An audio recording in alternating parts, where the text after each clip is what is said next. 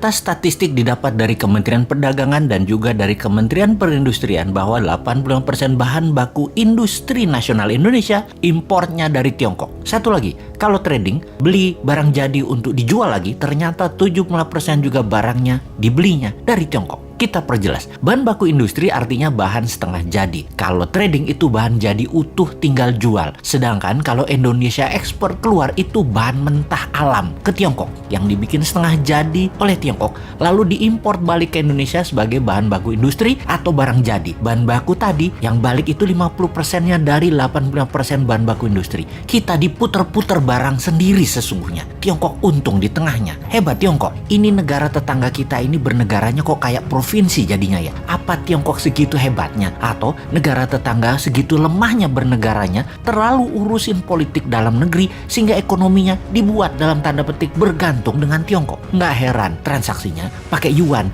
Baru ngeh saya juga. Multi currency atau mata uang yang berlaku di banyak negara seperti yen, dolar, dan euro memang tidak diperlukan kalau kayak gitu. Ya itulah kenapa istilah provinsi itu muncul. Timur nih, kalau Newman yang pegang mandat, 90% kebutuhan negaranya tergantung rupiah dan barang dari Indonesia. Jadi tanpa perlu diintegrasi penyatuan kembali Timur ke wilayah Indonesia, ya Timur sudah jadi provinsi lagi. Sama seperti Gajah Mada menyatukan Nusantara juga bukan pakai military approach, tetapi pakai economic approach, pakai emasnya Majapahit. Atau istilah ini adalah semua dalam buku Akademi Militer, namanya kolonialisasi 5.0, seperti yang dilakukan oleh Tiongkok. Kolonialisasi 5.0 pakai yuannya Tiongkok. Itu adalah economic approach. Negara tetangga itu jadinya ya kalah diplomasi, kalah strategi, kalah ekonomi, puncaknya ya kalah kedaulatan.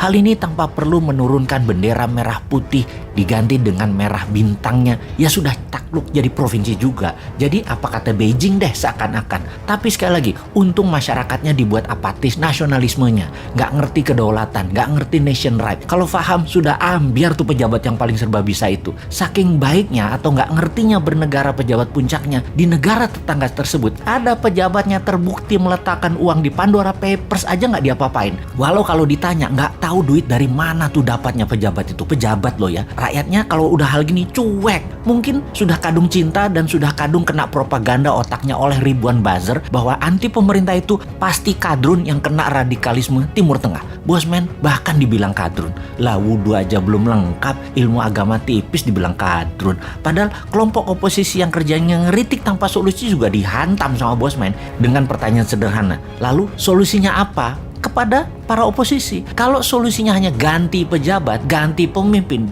sama aja nanti. Pasti bingung juga dan hutang lagi ketika penggantinya baru pejabat dari sisi oposisi. Sama pasti. Jadi bagaimana mengembalikan kedaulatan bernegara tanpa bergantung kepada satu negara yang saat ini menjadikan negara tetangga provinsinya Tiongkok. Secara terselubung, ya terus dibungkus rapih dengan kebinekaan saat ini. Sahabat, buka pikiran putra-putri bangsa Indonesia dengan melihat dunia. Mereka kita buat tinggal di Eropa, tinggal di Amerika Utara, tinggal di Amerika Selatan, di ASEAN dan negara Asia Timur. 5 tahun pertama minimum mereka tinggal 2 tahun untuk ambil kursus apa saja. Juga ambil ilmu kekinian di berbagai belahan dunia. Kirim 10 juta putra-putri terbaik untuk mendapatkan ilmu, mendapatkan jaringan dan pengalaman hidup di berbagai negara yang ekonominya lebih maju dari Indonesia. Di tanah air, sekolah ubah kurikulumnya. Bukan 6 tahun SD, 3 tahun SMP, 3 tahun SMA, total 12 tahun, tapi ubah hanya 10 tahun. Nggak ada yang namanya SD, SMP, SMA. Yang ada hanya sekolah pratama atau primary school, kemudian sekolah kejuruan, universitas, sekolah tinggi,